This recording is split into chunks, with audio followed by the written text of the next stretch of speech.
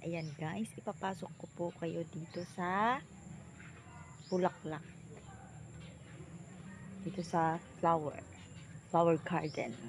Ayan. Ito muna guys. Ganda niya guys. Ang ganda niya. Ang ganda mo. Ganda niya guys, diba? Bulaklak ang bulaklak lang tanawa ninyo. Ayaw ko. Ayan guys. Ayan siya. Ang ganda niya, diba? Maganda kasi pag ano guys, pag merong puno ng anong pangalan ng puno na ito. Maliit pa lang siya. Parang talisay ang tawag dito. Ani diri sa Bisaya. Talisay. Ayan.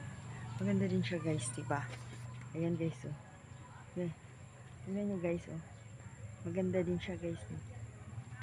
Ayan. Ayan. Ang nagtanim nito ang tita. Ang tita ko. Ayan guys. Kasi nandito ako ngayon sa bahay ng lola ko. Katkan din sa amin. Ano lang.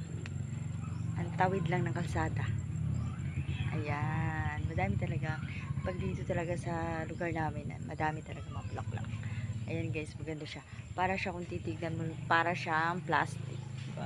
Ang ganda niya guys, diba?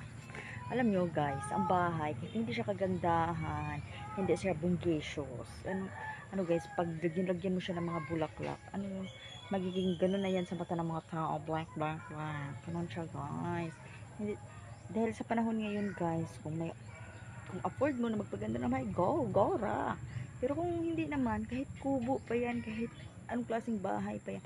Ayan, dyan pala guys ang bahay ng lola ko. Dyan, doon, gilid to